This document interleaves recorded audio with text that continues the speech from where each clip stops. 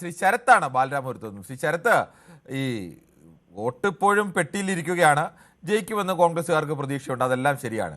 പക്ഷേ ഈ അങ്ങനെയൊക്കെ പ്രതീക്ഷിക്കുന്ന സാധാരണ പ്രവർത്തകർക്കിടയിലേക്ക് ഈ മുഖ്യമന്ത്രി സ്ഥാനത്തെ ചൊല്ലിയുള്ള തർക്കം, അത്തരം തരത്തിലുള്ള പരസ്യ പ്രസ്താവനകൾ, അതിനെ ചൊല്ലി ഫേസ്ബുക്ക് പോസ്റ്റ്, ഇതൊക്കെ ഈ പാർട്ടിക്കാർ ഇനിയും, ഈ കോൺഗ്രസ് നേതാക്കൾ ഇനിയും പഠിക്കുന്നില്ല എന്നാണ്. നമസ്കാരം. നമസ്കാരം. അപ്പോ ഇന്ത്യൻ കോൺഗ്രസ് സമരത്തിന് ഏറ്റവും കൂടുതൽ പ്രാധാന്യം നൽകിയിട്ടുള്ള ഒരു പാർട്ടിയാണ് കോൺഗ്രസ് പാർട്ടി. നമുക്ക് ഇന്ദിരാഗാന്ധിയും സോണിയാഗാന്ധിയും നയിക്കുന്ന കോൺഗ്രസ് പാർട്ടിയിൽ ഇപ്പോ രാഹുൽ ഗാന്ധി ഇവിടെ വന്നു, പാർട്ടിക്ക് വേണ്ടിയുള്ള എല്ലാ പ്രചാര പരിപാടികളും പങ്കെടുത്തു. പക്ഷേ ഇവിടെ ഈ പറയുന്ന പാർട്ടിയിലെ പ്രധാനപ്പെട്ട പ്രശ്നം ഒരു നയിക്കുക എന്ന് പറഞ്ഞാൽ നയിക്കുന്നതിന് വേണ്ടി ഒരാളില്ല എന്നുള്ളതാണ്. പലരും പറയുന്ന കാര്യങ്ങൾ മനസ്സിലാവുന്നുണ്ടെങ്കിൽ പോലും അത് അനുസരിക്കാനുള്ള ബുദ്ധിമുട്ടാണ്. അവർക്ക് ഓരോരുത്തർക്ക് സ്ഥാനം കിട്ടണം എന്നുള്ള മത്സരമാണ്. ഇപ്പോഴത്തെ പ്രതിപക്ഷ നേതാവായ ശ്രീ വി.ഡി. സതീശൻ അടുത്ത മുഖ്യമന്ത്രിയാവുമെന്നൊക്കെ സർവേയിൽ പറയുന്നുണ്ട്. കോൺഗ്രസ് നല്ല രീതിയിൽ ഉയർന്നു വരുമെന്ന് പറയുന്നുണ്ട്. അപ്പൊ ഇത്രയും ഒരുപാട് പ്രചാരങ്ങളും ഇത്രയധികം ഉള്ളപ്പോൾ നമ്മൾ വേദിയിലുണ്ടായ പ്രശ്നങ്ങളും ഇവർ തമ്മിലുള്ള അഭിപ്രായ പ്രശ്നങ്ങളും എല്ലാം നമ്മൾ കണ്ടിട്ടുള്ളതാണ്. പക്ഷെ ഇപ്പോഴും കോൺഗ്രസിൽ പറയുന്നു പിന്നെ അടുത്ത ഭരിക്കാനായിട്ട് പോകുന്നത് കോൺഗ്രസ് തന്നെയാണ്.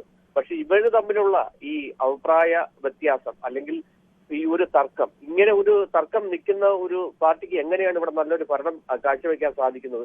അത് നമുക്കൊരു സംശയമായിട്ട് തോന്നത്തില്ലേ ഇവിടെ ഈ തർക്കം കാണുമ്പോൾ? ശരി, താങ്കളുടെ അഭിപ്രായം വളരെ വ്യക്തമാണ് ശരത്ത്. ശ്രീ മുഹമ്മദാണ് മഞ്ചേരിയിൽ നിന്നും. ശ്രീ മുഹമ്മദ്, ഈ കോൺഗ്രസ്സുകാർ ഭരണം കിട്ടുമെന്ന പ്രതീക്ഷയിലാണ് സാധാരണ കോൺഗ്രസ് പ്രവർത്തകരൊക്കെ. എങ്ങനെയും ഭരണത്തിന് വേണ്ടി അവർ താഴെത്തട്ടിൽ അക്ഷീണം പ്രയത്നിച്ചവരുമൊക്കെയാണ്. പക്ഷേ ഈ നേതാക്കൾ ഇങ്ങനെ ഫലം വരുന്നതിന് മുമ്പേ മുഖ്യമന്ത്രി ആരാവണം, നയിക്കാൻ ഇന്നയാൾ വരണം എന്നൊക്കെ മട്ടിൽ ചർച്ച നയിക്കുന്നത് ശരിയാണോ? നമസ്കാരം സാറേ. നമസ്കാരം. അവര് ഇതിന്റെ അപ്പുറം പറയാണ്. പക്ഷെ ഇപ്പൊ ഈ നമ്മളെ കരുണാകരൻ സാറിന്റെ മകൻ മുരളീധരൻ പറഞ്ഞത് അത്യാവശ്യം നല്ല ശരിയാ. പക്ഷെ അതൊന്നും ഉച്ചയ്ക്കൊരു ബാധകമല്ല. കാസർഗോഡ് എം.പി പറഞ്ഞ മാതിരി ഇത് ഇവരെ പറഞ്ഞാൽ നന്നാവില്ല, അദ്ദേഹം പറഞ്ഞു. കാരണം എന്തുകൊണ്ടെന്ന് വെച്ചാൽ ഇത്തങ്ങൾക്ക് വോട്ട് കുറയാനും കാരണം ഈ ഒരു കാരണം കൊണ്ടാണ്. കാരണം എന്തുകൊണ്ടെന്ന് വെച്ചാൽ ഇതും പറഞ്ഞു കണ്ടാണ്, മുഖ്യമന്ത്രിന്റെ തിരക്കും പറഞ്ഞാണ്ടാണ് വോട്ടിനെ നേരിട്ടിട്ടുള്ളത്. ഇതിൽ അത്യാവശ്യം അന്നതന്ന മനുഷ്യന്മാരൊക്കെ അത് കാണുമല്ലോ, ഇവരെ ആർത്തി, മുഖ്യമന്ത്രിക്കില്ല ആർത്തി. ആ ആർത്തി കൊണ്ട് അവർക്ക് കിട്ടുന്ന വോട്ടും പോകണ സന്ദർഭം ഉണ്ടായത്. കാരണം എന്ന് വെച്ചാൽ പിന്നെ വേറൊന്ന്, വലിയൊരു സംഖ്യ പിരിച്ചിട്ട് വെറൈറ്റി കൊടുക്കാന്ന് പറഞ്ഞ് അതും ഇവിടെ വരച്ചിയായി. പിന്നെ അവിടെ ഒരു അച്ഛനും മകനും അവിടെ വയനാട് തീർന്നു. ആ തീർന്നതും ഇവരെ കാരണം കൊണ്ടാണ്. ഇതൊക്കെ ഇവർക്കുള്ള വീക്ക്നെസ് ആണ്. ഇത് മാറൂല. ഇവർക്ക് നാണം മാനെന്ന് പറഞ്ഞതില്ല. പിന്നെ നമ്മൾ വെറുതെ പറഞ്ഞുകൊണ്ടിടക്കാം.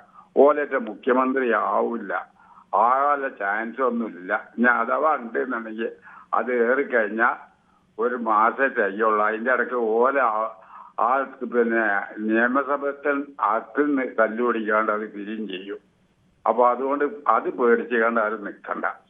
ഇത്രേ എനിക്ക് പറയാനുള്ളത്. വ്യക്തമാണ് ശ്രീ മുഹമ്മദ്. ശ്രീ മഹിയാണ് കിള്ളിപ്പാലത്ത് നിന്ന്. ശ്രീ മഹി, താങ്കൾക്ക് ഇതിനെ കുറിച്ച് പറയാനുള്ളത്? ഇവര് 21-നും രമേശ് ചെന്നിത്തല ഉടുപ്പെല്ലാം തച്ചിട്ട് തന്നെ ശരിയാക്കി നടത്തുകയില്ല. അതേ ഇതുവരെ നമുക്ക് പറ്റാൻ പോണത്. കോൺഗ്രസ് ഒരിക്കലും ഇവിടെ വരില്ല, സംശയമില്ല. നാലാമത്തെ ഇവർ ഇപ്പോഴേ മാറ്റിക്ക് വേണ്ടി പങ്കിടുന്നതാണ്. നാളെ ഇപ്പോൾ പങ്കിട്ടിരിക്കുന്നതാണ്. അത് കേരളത്തിൽ നടക്കില്ല. ജനങ്ങൾ തീരുമാനിച്ചാൽ 4 ദിവസം കഴിഞ്ഞ വർഷത്തിൽ. ശ്രീ അനിയൻകുട്ടനാണ് പത്തനംതിട്ടയിൽ നിന്ന്. ശ്രീ അനിയൻകുട്ടൻ, ഈ താങ്കളുടെ പാർട്ടിയിൽ എന്താണ് ഈ അനിയൻകുട്ടനൊക്കെ കോൺഗ്രസിന്റെ ജയത്തിന് വേണ്ടി വലിയ പ്രവർത്തനമൊക്കെ നടത്തിയ ആളല്ലേ? നിങ്ങളുടെ നേതാക്കൾ എങ്ങനെ സാധാരണ പ്രവർത്തകരെ പ്രതിസന്ധിയിലാക്കുന്ന മട്ടിലൊക്കെ പ്രതികരിക്കുന്നത്? സാറേ നമസ്കാരം. നമസ്കാരം. അത് ഇച്ചിരി ഓവറായി പോകുന്നുള്ളത് തന്നെയാണ് കണക്കൂട്ടൽ. ഇതിന്റെ എല്ലാവരും അങ്ങനെ തന്നെയാണ് പറയുന്നത്. ഇത് തുടക്കം വിട്ട നമ്മുടെ അത് നല്ലൊരു ഡീസൽ പ്രസംഗമാണ് എറണാകുളത്ത്. അദ്ദേഹം തന്നെ ആദ്യം തുടക്കം വിട്ടത് പിന്നെ വലിയ വഷളായിട്ട് മാറിക്കൊണ്ടിരിക്കുകയാണ്. അതിനിപ്പോ ഒറ്റ കാര്യമുള്ളൂ, പ്രവർത്തകർ ഇവർക്ക് ഈ ഗ്രൂപ്പ് കളിക്കാൻ ഈ നേതാക്കന്മാർക്ക് അറിയത്തുള്ളൂ. പ്രവർത്തകർ തമ്മിലുള്ള അവരുമായിട്ട് ടച്ച് ചെയ്ത് പോകാനുള്ള ഒരു കോമ്പറ്റീഷൻ നടക്കുന്നില്ല. കുറെ ഗ്രൂപ്പ് നടക്കുന്ന അവരെ പെട്ടുപോയി നടക്കുന്നത്. ഞാൻ കോൺഗ്രസ് തന്നെയാണ് പെട്ടുപോയി നടക്കുന്നത്. അവരെ തോളത്ത് വെച്ച് നടക്കുക, കഷത്ത് വെച്ച് നടക്കുക, ഈ ഒരു പ്രവണത കുറച്ചു കാലം കൊണ്ട് ഇല്ലാതിരിക്കാൻ വീണ്ടും ആ തലപ്പൊക്കിക്കൊണ്ടുവരിക. ഈ പ്രാവശ്യം എല്ലാ മേഖല ഞങ്ങളുടെ പദ്ധതിയിലേക്കെന്ന് പറഞ്ഞാൽ എല്ലാവരും സജീവമായിട്ട് രംഗത്തിറങ്ങിയ ഒരു തെരഞ്ഞെടുപ്പാണിത്.